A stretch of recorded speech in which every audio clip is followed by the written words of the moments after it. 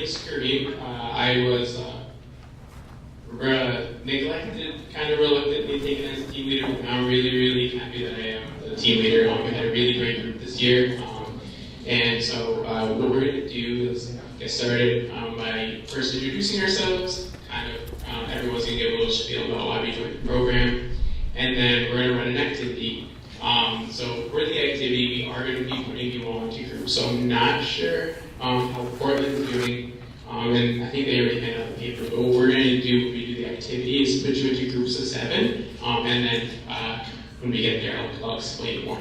So again, my name is Kareem. I'm first year osteopathic medical student here at the Biddeford campus. I kind of got involved because it's very hard sometimes to picture what I'm going to do ahead of the time, like in the future when you're just kind of like looking at books every single day.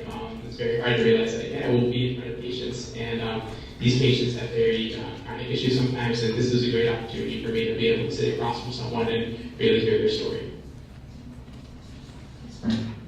Yeah, just to sort of add to that, my name is Joe. I'm also a first year student in the College of Osteopathic Medicine. And similar to what Kareem said, I was really interested in the idea of working in an interprofessional setting and kind of seeing some different approaches to treating chronic pain. So, kind of So the pharmacy, social work, and OT also want to introduce themselves. Yes, my name is Meg, and I'm an occupational therapy student first year. And I joined the program because I never worked with the chronic pain population before. So, can you hear me? Can you hear me? Thank you. Well, my name is Meg. I'm an occupational therapy student first year, and I got involved just because I've never worked with the chronic pain population before. So I was interested and wanted to see the whole thing from just different lenses, whether it was social work, pharmacy, all that. So. I'm Rebecca. I'm also an occupational therapy student, and I got involved because this is my first interprofessional kind of team immersion activity. I'm really interested to see how that would go and how OT could fit into chronic pain. That's something I was unfamiliar with previously. Hi, I'm Jackie. I'm a third-year pharmacy student, and I got involved because pain management is huge in pharmacy. I know that's something I'm going to have to encounter when I'm actually out in the field, so I want to get hands-on experience before I'm actually working. And I'm Connor. I'm a social work student, and I got involved because this was just a different environment than I was ever used to, and to see how social work could fit into pain management. And it's also my first experience of the interdisciplinary team.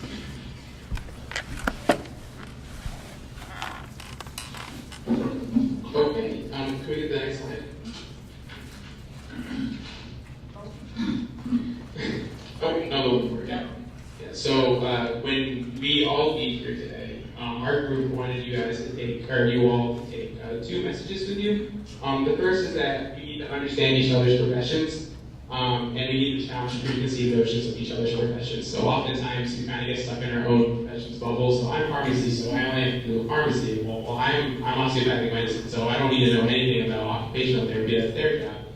So we kind of want to stop that thinking and realize that all of us together, if we take a little bit from everyone's professions, we'll not only become a little stronger, but we'll work with each other a little better. And then the second objective is to improve communication among health professions to enhance patient outcomes. And then I think that's been kind of coined the term continuity of care. And it's more than just like a fun term. Continuity of care is kind of like the foundation to our patients' health, because, and we'll kind of get more into that as we keep going. So we're going to do the group activity now. So we want to get to the next slide. So the activity is called Zoom Out. So what's going to happen is, and I think in the Portland campus, they may have already distributed the photos, but we're going to, not yet, okay. So we're going to break it up into groups of 7. So what we'll do is Joe and I will go around and in the Portland campus, they'll be handing out the photos as well. And don't show your photo to anyone, okay? And you're going to have to stay in your groups of 7. So when we put you in that group of 7, we'll have 2 in our room and 2 over there. So you're going to have your photo in front of you, and you have to explain what you see on your photo to your group, and then your group has to line themselves up zooming out of the photo. So you don't know where you are in the photo, but each of you are only looking at a part of the photo. So then you have to line up as if you were zooming out of the photo. So you can only describe what you see. Does that make sense? Does anyone have any questions on how that works? Cool. All right, so go ahead and get started. We'll pass them out and then let you next word. All right, so what was challenging about this activity? Anybody want to volunteer? Thank you for coming in. It was difficult when people were speaking at the same time. Communication. All right. Anybody else? I can just speak loudly.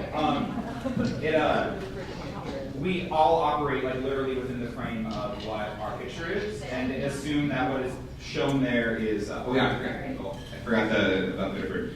So I think we all operated under the assumption that whatever the frame was for our picture was the real or the appropriate, and other things creating as well. So I thought I was on a farm, and it turns out that my farm was actually a picture in a book with someone on a beach. But my frame of reference for approaching the problem or the issue was, look at this, I'm on a farm. I didn't realize it was a farm in a picture book that someone was reading on a beach. So the limitations of our frame of reference when we come to thing and not understanding like where we are in that broader continuum of approaches to the issue. Thank you. All right, so on to the next question. Yeah, next question. So in our group, so what strategies in your groups, if anyone wants to talk about the strategy that your group maybe used to try to do this, or lack of strategy, you guys just all went for it? Anyone want to answer that question? We went through and each Where you at?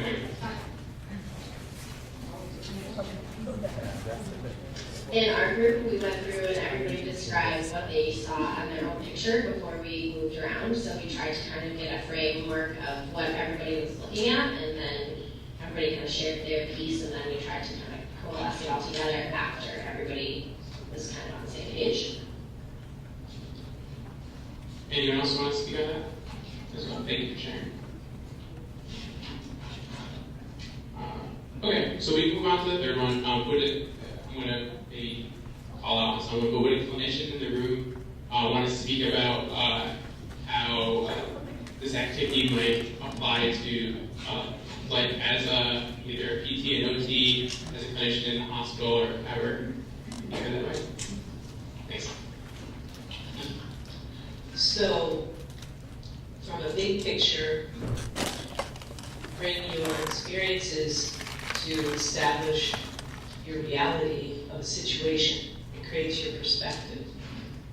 So, as a physician, my reality is based on different diagnoses of pathologies or dysfunction, and I would defer to an OT, a PT, a PA, a social worker, or anyone else in a different profession to state what their perspective stems from, but it would be from a slightly different place. So we're actually going to move on to the next slide because we do have to keep going. But what we really hope that we took from that activity is that when you're working and you have a patient in front of you, whether we want to admit it or not, we're looking at them from the perspective in which we were trained. And that's great for some things, and it's bad for some other things, because oftentimes we'll kind of narrow in and zoom in on this one aspect. You're like, no, I'm 100% positive of what I'm seeing, but if we don't kind of look from a broader perspective, we're missing a lot of aspects of our patients. So what happens if teamwork fails? So Dr. Hall, who you haven't met Dr. Hall yet, he is an absolute amazing physician, and he gives great advice, and he talks about what's called the parable of the blind man and the elephant. So, and as you can see, you have a bunch of individuals, feeling what they think is a pillar, a fan, sphere, snake, a wall, a rope, because they're not taking a step back, they're not working, they're not communicating together to see what it is as a whole. So we have a patient in front of us, and we kind of got this firsthand when our patient brought in her husband, and her husband was very, very, it almost felt like he was more frustrated than she was. that every doctor and every person was giving her a different diagnosis. And she would come home and think, okay, 2 more weeks and maybe this will work. Or, oh, maybe 4 more weeks and maybe this will work. And whatever it may be, because everyone thought it was something different. But maybe if everyone in our healthcare field talked together, communicated, zoomed out a little bit, and saw that image, then they could have came together to, it's not going to cure anyone, right? But it's going to make the process a lot more smoother. It'll make sure the patient is the center of the care. So we do have a few statistics up there. 1 in every 3 patients are sent to a specialist every year. So that means 33.3% of people are going to a specialist. That means that documentation has to come back somehow. And if it's not getting back in the right manner, we're losing information, and that's not good. And just to fast forward to the bottom, patients can feel lost in the system and confused on the conditions. And if I can have everyone take one message away from this, is whether or not we have a doctorate degree, if we're just a regular old, we just have a job, we didn't go to college, whatever it may be, right? We, at the end of the day, are all going to be patients. So we all know how it feels like to be a patient. And if we remember how it feels like to be a patient, we'll remember, how we would want to be spoken to and how we would want our care being taken care of if we were on the other side. So the better the job that we do to make sure that the communication is on the same page, the better our patients are feeling as if they're being held up together. Does that make sense? So we can go to the next slide. So Joe will take this over. So just to give you a brief perspective of our patient, patient presented with complaints of gradual onset, constant episodes of moderate bilateral pain in her lower back and right hip, right thigh, right knee, right lower leg, right ankle, and right foot pain, which she described as stabbing and throbbing pain. On pain scores, she rated it at a current level 5 out of 10, and said that it was 7 out of 10 at its worst, but 5 out of 10. Average pain level 7 out of 10, maximum pain is 8 out of 10. She mentioned that symptoms were made worse by walking, climbing stairs, as well as bending and lifting and applying direct pressure. We can go to the next slide.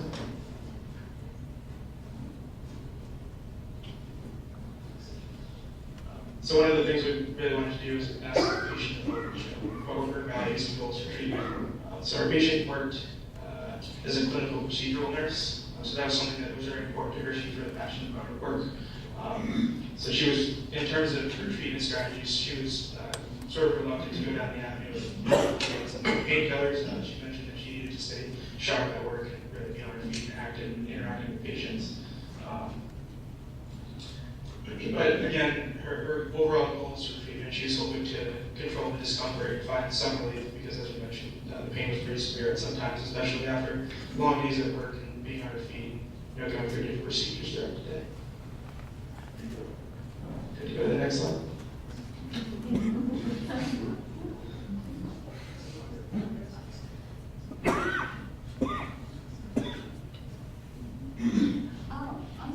So how does IPEC play a role? Can I speak to that? I'm sorry. So we have social work, occupational therapy, osteopathic medicine, physical therapy, and pharmacy. And I think IPEC isn't so much more of like a treatment plan as it is an avenue for which we can get all the treatments together and give it to the patient in one form. And that's what I think the beauty of what IPEC is trying to do is kind of like the Avengers movie. You have everyone who's really good at the one thing that they can do. And if you put them all together, then you can enhance it. It doesn't mean that every problem is going to be cured for the patient. That doesn't mean that the patient, just because they had an IPEC professional team, they will automatically get better. That's not the goal of IPEC. The goal of IPEC is to make sure that everyone is able to perform optimally and then perform optimally together. So that's kind of where we see all of this. So I think we can go to the next slide.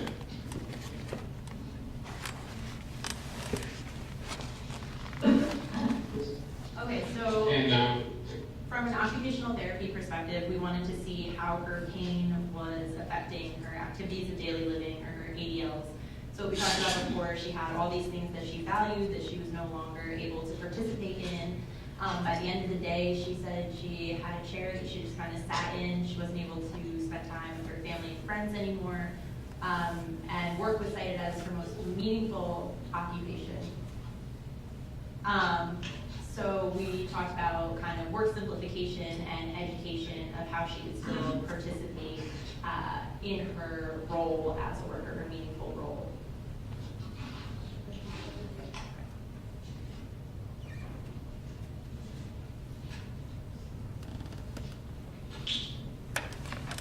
So how social work fits in, a quick definition of social work is work carried out by a trained professional with the aim of alleviating conditions of those in need of help or welfare, which fit into this pretty well. We talked to the patient about living with chronic pain, how that affects other aspects of her life, and how other aspects of her life impacted her chronic pain. We talked about her home life, her work life, and her social life, and how her chronic pain has made it more challenging to do the things that she liked to do. So as a social worker, we suggested things like seeing a pain psychologist, mindfulness, yoga, and those are all available at the Mercy Pain Clinic, and she seemed willing to keep those on the table for a future date. And others can benefit from social work by using them in their practice, by developing a knowledge base of social work practices and applying those skills, and as well as advocating for other mental health interventions. And so by working together to figure out the daily ins and outs of the patient's life, we can work in a team to develop a more holistic and individualized healthcare plan. That should be it.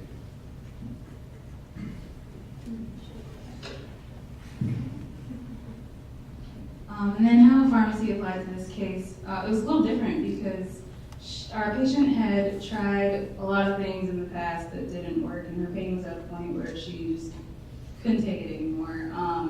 But she did not want to be on any sort of narcotic therapy, so that canceled out opioids and painkillers that could have helped her. So it kind of was like, all right, so what can we do next? And with this case in particular, communication was key, communication with your patient. She communicated very well what she did not want to be on, as well as what she wasn't willing to try in the future. So using that, we were able to, well, I kind of had to accept defeat with this one and advise that she go see other fields, get, manipulation therapy, physical therapy, things like that. And you can communicate, as a pharmacist, you can communicate with those practitioners about the patient's wants and needs, and that can kind of influence what they prescribe to her in the future.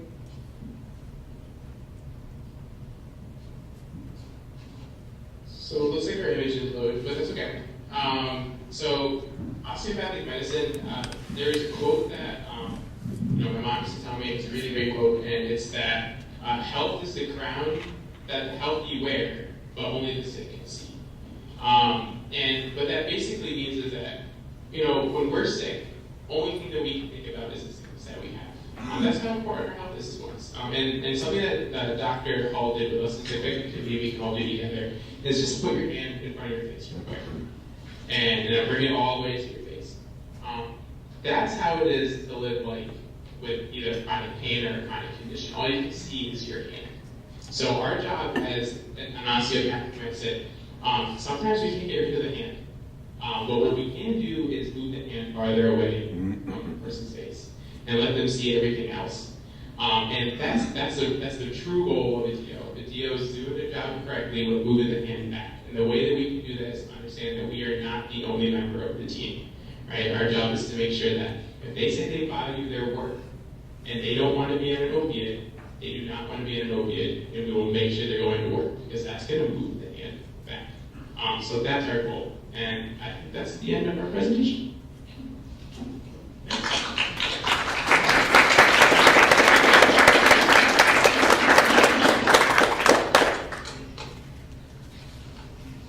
Does anyone have questions? Please ask. Let's save the question for the end. Just kidding. Don't ask.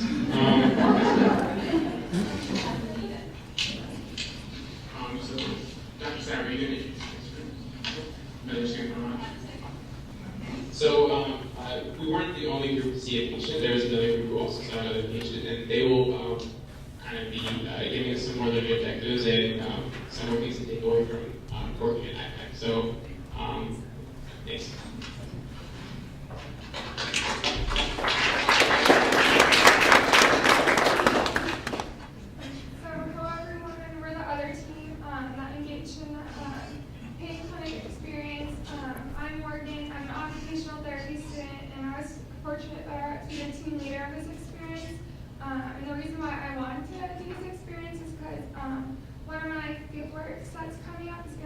pediatric pain clinic, and I just wanted to gain more knowledge.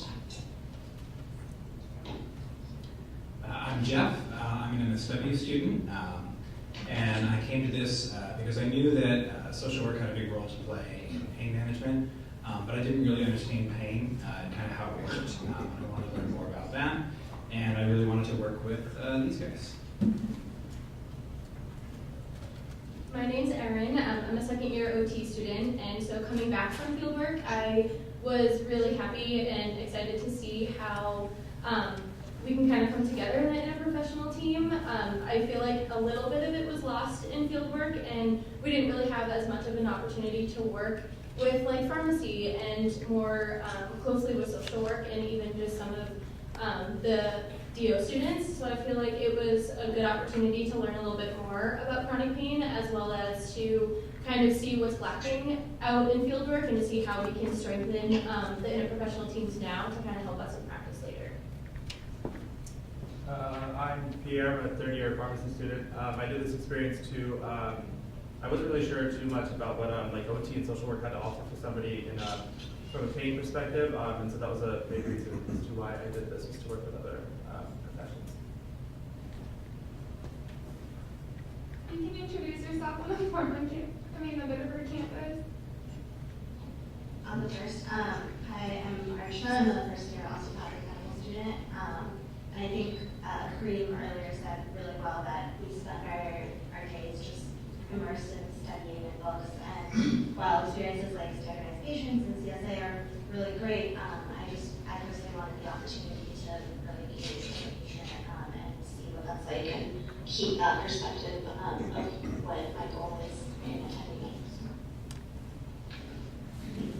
Hello, my name is Sagar Peter, or you call me O. I'm a first year medical student, obviously, but when I joined this program was because I thought that it gave me more information about what other professions do. Like, coming into this program, I had no idea what like an OT did, or like what really went on with the PT. So I wanted to go into this program to really figure out sort of what they contribute to, the healthcare.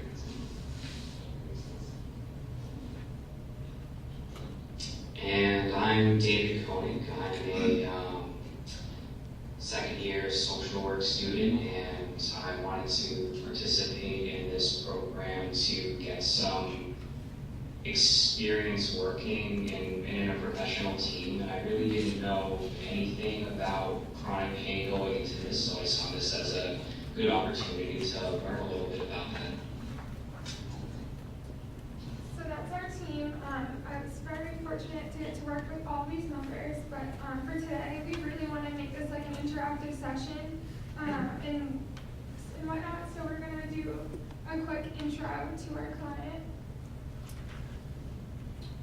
So we're going to give you some pretty basic information to start here, and then kind of send you off into your groups. So we have a 42-year-old client. She presents with fibromyalgia, and she's experiencing fatigue, pain, migraines, and fibrofog.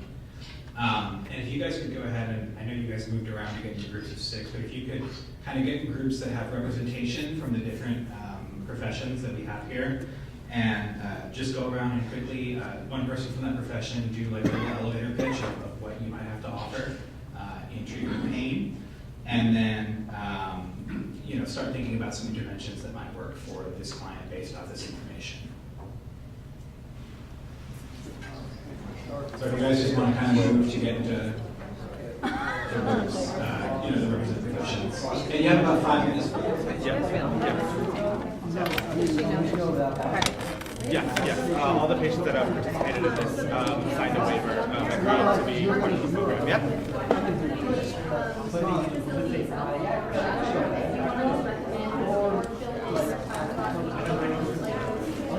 Program that's important for that person, that there should be something that's in the physical realm and something that's in the mental realm, so that the person is able to explore 2 primary aspects of who they are, and that therapist or person would be able to then help and fine-tune a starting spot for them to explore things that they'll be able to work on individually and with one-on-one or in a group.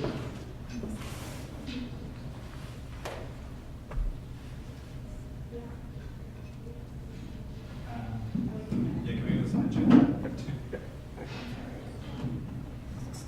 you guys brought up a lot of the common questions and concerns that we had. So before I get, actually we'll get into our patient now. So she had a very supportive family that pretty much were able to help her with everything. Her kids threw her a little pre-appointment party before she came because they were just so happy that mom finally got her pain clinic appointment. And she had a lot of great family support. So people were able to, her husband was able to help with the kids, and there were big social support and emotional supports in her life. So when we went in, it was like very holistic. We wanted to find out a little bit more about herself, like of course her pain, but more of like those social aspects of her family, and is she doing anything to alleviate the pain? Has she tried anything? And so what we ended up doing is that we recommended that the patient go to the OMT clinic. We recommended PT and OT, and we use with social work like a CBT approach to really address the client's anxiety as well as her pain, and kind of just to see the relationship with the two and how her anxiety may increase her pain or may influence it more on other days. And then so we really just promoted that exercise routine in her life as well, and the importance of coming up with a routine and a schedule to find out at the times like when her pain is higher, like when it's lower, and when the best time to have appointments is. And so of course we did recommend the PT and OT, and a medication change was huge. I know Pierre's going to go into it a little bit more, but the client was kind of all over the place. She had taken a lot of medications and just really wasn't finding any relief. So we pretty much dove in and gave her a lot of recommendations, but when all was said and done, what really happened is our client made the OMT clinic appointments, or the OMM clinic appointments, and she saw a psychologist, and she was recommended to a physical therapist. The patient decided that she didn't want OT. She figured it was too hard to put into her schedule, and it just wasn't something that she wanted to try. And unfortunately, the client ended up no calling, no showing to her PT appointment that was scheduled, and she only made her first psychologist appointment. And so she was on the side that she turned down the rehab therapies, and she ended up towards the end too not even keeping in communication with Dr. Hull. I'm not sure after we had left if they got in contact with her, but she was a no call, no show to one of her appointments, and then was lost communication from there.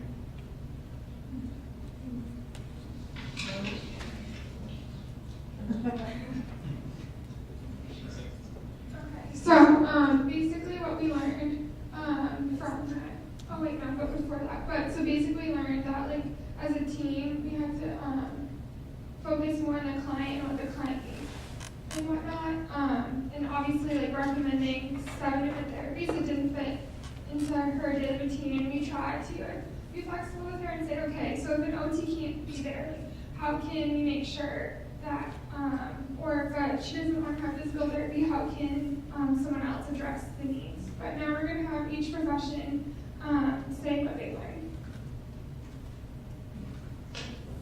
Yeah, so we're just going back to that whole thing about her experience. I think it just shows like the pervasiveness of sort of the chronic pain and how it affects not only her, but her family.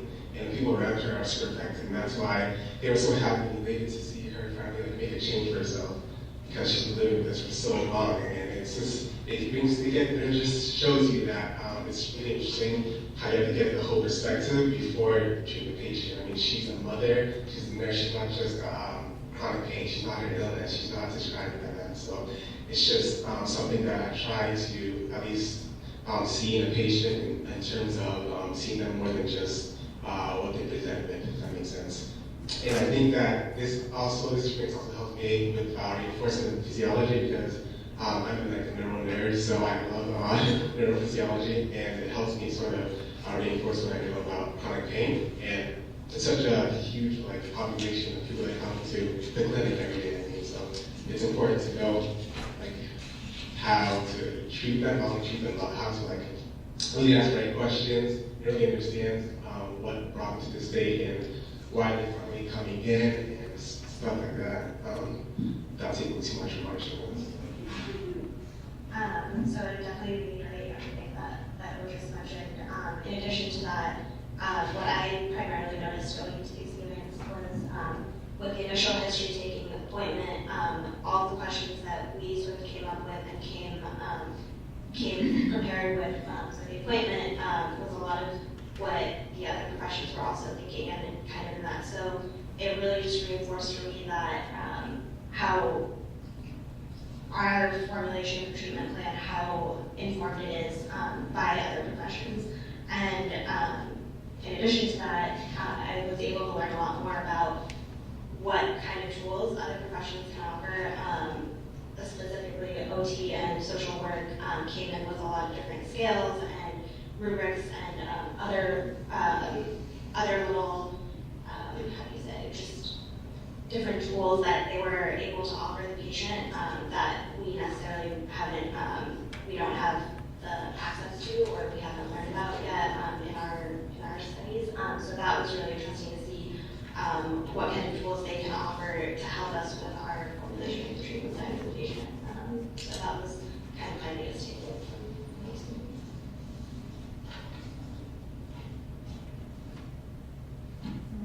things. So I kind of, encompassing what they said as well, but I think the biggest thing for me was seeing those blurred profession lines. I think it was really awesome, like Archana said, that when we all came into that first appointment, we all had the same questions written down on a piece of paper of where we wanted to start.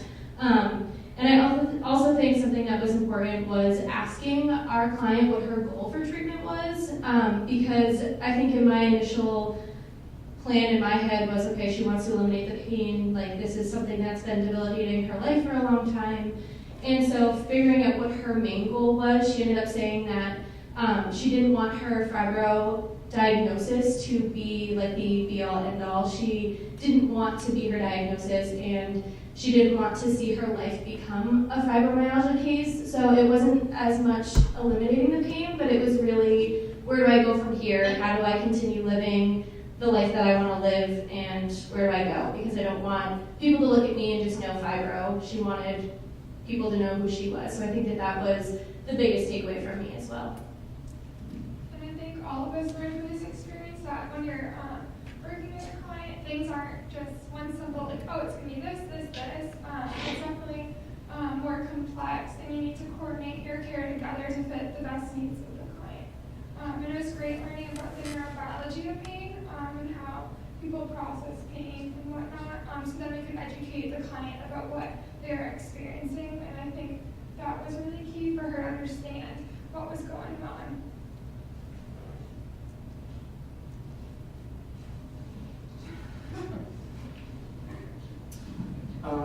Has your team, I'll wait my turn then. I'm not going to repeat everything they just said. I basically learned the exact same stuff that they learned, just about their respective professions.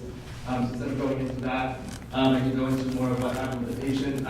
She tried about 10 to 12 different medications and had failed all of them. So that meant that this was a limited pharmacologic options for her. So we ended up trying a medication that has off-label use for pain. And unfortunately, we didn't get to follow up with that, but it was very, it was a challenging case to see because she had tried a lot of the medications that I would have initiated, but unfortunately, it didn't work for her. So that was sad to see. But I hope the medications that we did, she did end up taking work for her, and she gets better. Do you want to start off, David? Sure. So, from a social worker perspective, I felt that we learned a lot more about what can come along with pain and what can impact it.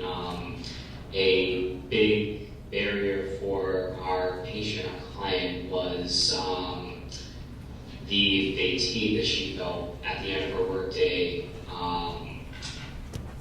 That was a bigger barrier than the sensation of pain itself. We learned a little bit about how depression and anxiety can impact pain. They often come hand in hand, and oftentimes if someone is depressed or anxious, that can heighten their sensitivity to the pain and intensify it. We felt that our client may have been a little overwhelmed with seeing so many people at the same time, and then maybe we didn't quite get there with rapport because there was so many people in such a short time span, and maybe we weren't really getting what she was looking for when we were so focused on coming up with our various interventions and trying to like fit them all in our appointments with her. And also this was, as everyone else has said, a helpful experience in understanding other professions and working together with other professions and what that actually can be like. I'll hand it over to you, Jeff. Thanks, David. Just to follow on, I think really the big thing for me was that the importance of getting buy-in. I think we had a few things working against us. David already said that we had a pretty full room the first day, and that, kind of in hindsight, that may have been a bit much for the client to deal with. Our appointment also started about half an hour, maybe 40 minutes late, so it was a really condensed appointment, so I think we really missed a lot of opportunities to focus on rapport building. And there's also this piece about aligning expectations, and I think it gets to the core of what's difficult about pain treatment, which is that pain is not something that you often cure. Sometimes there's a root physical cause, and you can address the physical cause, and the pain goes away. But a lot of the time, pain interventions are about learning to live with pain, and I think that can be really hard for someone who's been, trying to access the care they need and trying to get their life back. And this patient told us, that we were basically her last hope. And I think she really wanted the pain to go away. And I think a lot of care has to be given to presenting that message that we might not be able to make the pain go away, but we can help you live with it. And I think that might be an area where we didn't have the opportunity to fully explore that with her. And then, I just echo everything David says about the interprofessional opportunities. I think that was really fascinating. I loved learning about the different perspectives that all these guys brought. And I love learning about pain and the physiology of pain. And then kind of just to close, I think, just encompassing what everybody said, I know we sound like broken records at this point, but just knowing that one person or like one discipline alone can't encompass everything that chronic pain comes with. And I think that was a big learning opportunity for me too, because as much as I harp on OT and how OT is like the cure for everything, there was really so much that I needed from everybody else, and to really say, okay, I need all 5, 6 of these minds to get together, like let's sit and talk things through and really treat her holistically, because we couldn't in just one profession. So I think that was the biggest takeaway.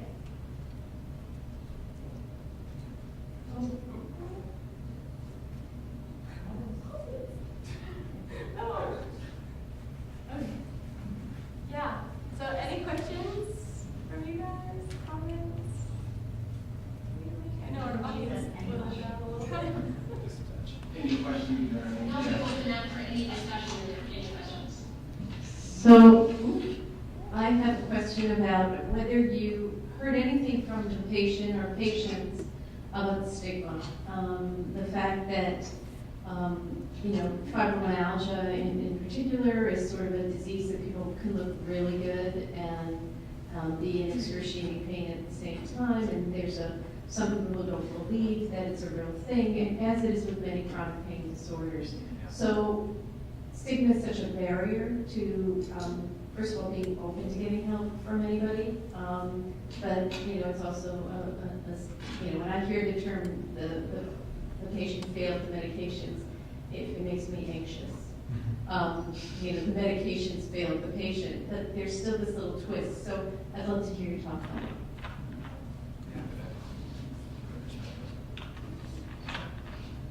I think there definitely was some stigma present. some things that I noted was that she clearly in the first appointment was pretty uncomfortable with getting the fibroid diagnosis. I think she felt like it was kind of kicking the can, like she didn't feel like it would really resolve anything. I don't think she necessarily was expressing that she didn't feel her pain was legitimate directly, but one thing that she did say was that she didn't feel comfortable being totally open with her peers about the kind of pain she was experiencing. So I think that was definitely playing a role in the process. I think also with that too, how she had great family support, but she had disclosed to us too that she had maybe told a handful of her very close friends. She didn't tell anybody at work because she didn't want people at work to know. And I think just reiterating that her main goal was so that she wasn't becoming her fibroid diagnosis. She did say that diagnosis was what she felt was like a last resort. It wasn't really what she thought she was diagnosed with, but they ran out of all options, so this is what she had. So I think that was a big thing, and how she really harped on the importance of having a relationship with her provider, because she felt that a lot of the medication that she tried before, or she tried chiropractic manipulation before, and she said that she didn't really have time to see if those things would work because the relationship with her providers weren't there. And so I think that kind of went along with her diagnosis and how there was that underlying stigma associated with it in some ways.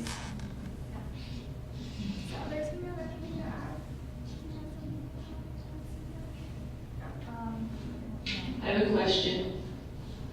I was wondering if anybody or a group of people on the team wanted to comment on how, actually it's two things, how you felt, how made you feel for her to not come back. That's the first part. And then the second part is, how do you think this person felt? If I could chime in. So one of the first things in kind of stemming off of what they were talking about before with the fibromyalgia was that I remember her distinctly saying, I just want to be able to understand my body, and that just really struck a chord with me. And I think for all of us, we kind of, at that one statement really for me, motivated me to work, to think holistically, come up with differential diagnoses for the patient, and think about what she must be going through and experiencing and feeling to feel like she doesn't understand her body, or that she's disconnected from her body in a certain way because there's something going on with it that she can't understand and doesn't have a way of understanding.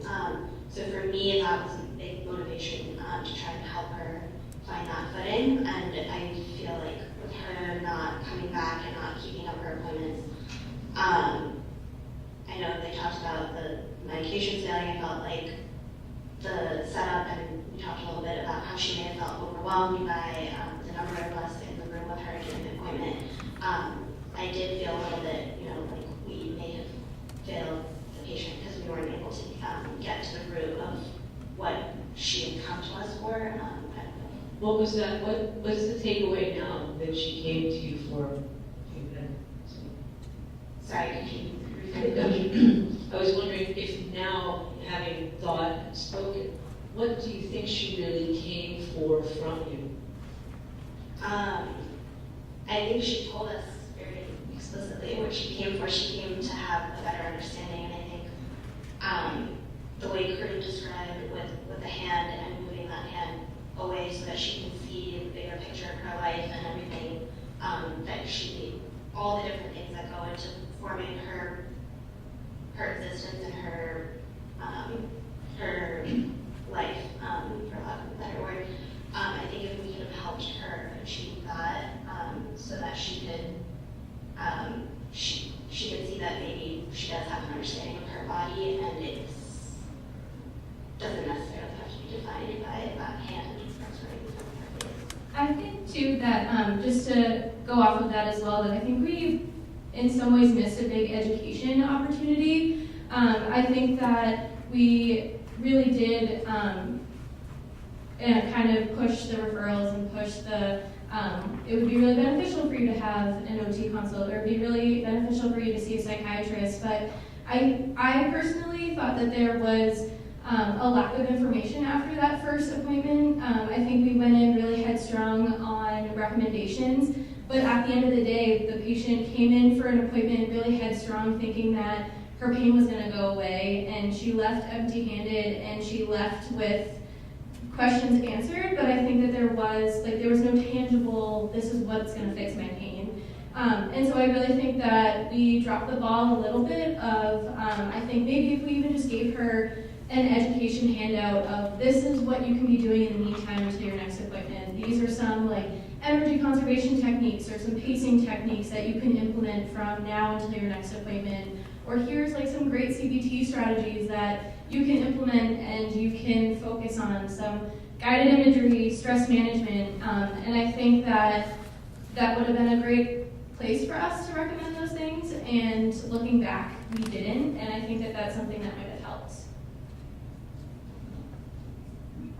Another thing is just making sure that the client understood that we can live with fibromyalgia and making more sort of, instead of caring, and more so going like a life management like focus and approach. And I think probably could have reiterated that more, that you can live quality of life with fibro, and then incorporating all these different strategies that Erin discussed, just to help her live the best quality of life while having a chronic illness. Can I jump in for a second? Going back, when you were saying, hey, maybe we could have recommended this, we could have recommended that, did you happen though to say, hey, what do you think you're capable of doing? Do you know what I mean? Because again, I think one of the key things of both the presentations is, as you guys asked good questions and you allowed yourself to listen, what you're really both talking about is like shared decision making. So it doesn't matter necessarily what we can bring to the table. Of course, that's great, but it's also meeting her where she's at. So did you ask her, what do you think is possible? I'll jump in on this one. So I think we did ask her, what she thought she was capable of and where she thought her limitations were. I think where the disconnect was is that we weren't maybe as direct or upfront about what exactly we offered. So I think that just being really clear on the messaging around sort of, what it means to recover from chronic pain and what that, what it looks like to live with chronic pain. I don't think we necessarily totally got on a message with that with her. I think that there was some disconnect there, and I think it probably made it a little easier to disengage, and it felt like she wasn't necessarily quite getting what she came there for.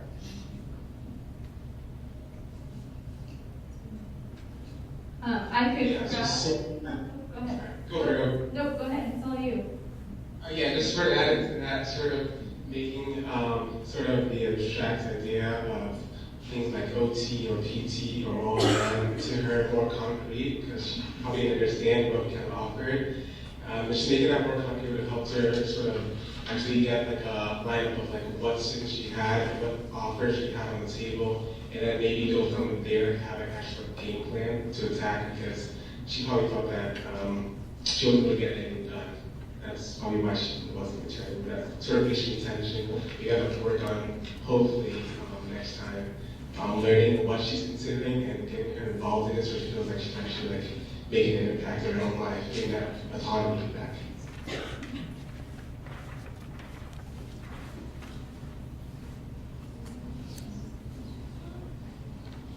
Oh, yeah.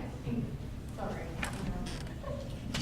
So I have a sort of pragmatic comment and then a therapeutic comment, I guess.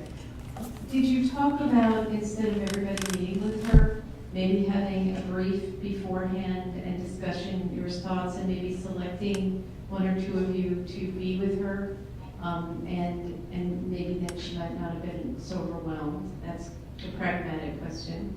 And then the second piece comes back to what Dr. Teeny said, is it feels to me like she's really asking for validation.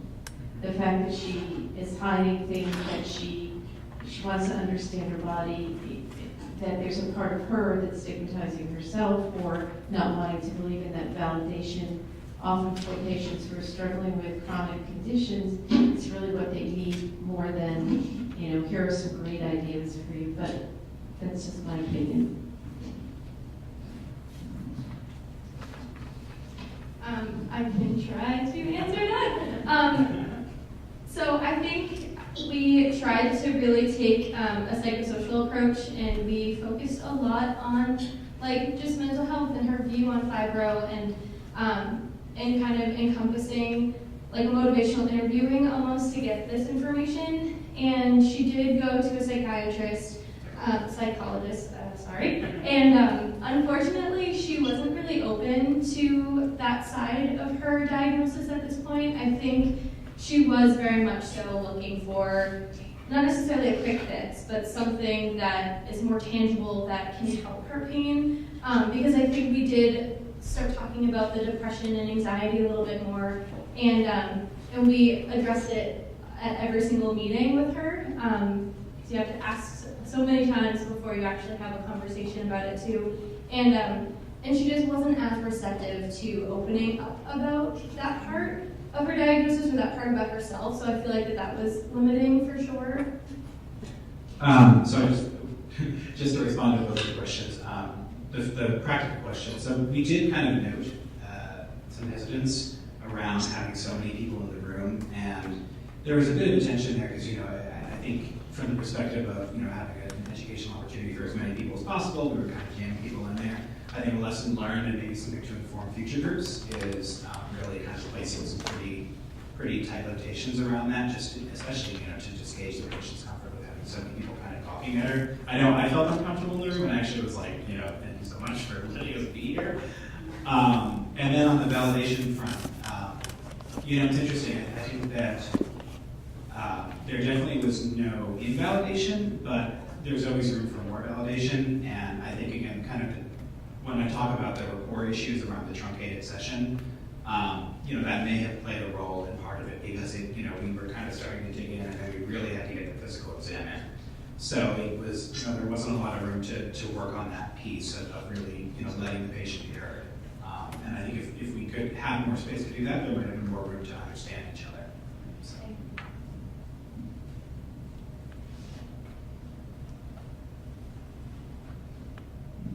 I think we might be coming to a close. Ling, what do you think about where we're at? Yeah, if there's no more questions, and a lot of questions around the second patient, if anyone have a more general comments or questions, feel free. We have the last couple minutes. Nothing from Portland. All right. Well, I hope everybody learned something, and I'm sure the students and the team have learned a lot from our patients, and I just want to emphasize we are really grateful for our patients participating, and there's a lot of them, and we have had a very several good patients, and they were not complaining, and they did everything we asked for, and they were very happy to be part of the education for our students. So even they're not here, I just want to give them a big thank you too. So hope everybody learned something and have some message taken home with you. And so thank you for coming. Thank you for giving us a lot.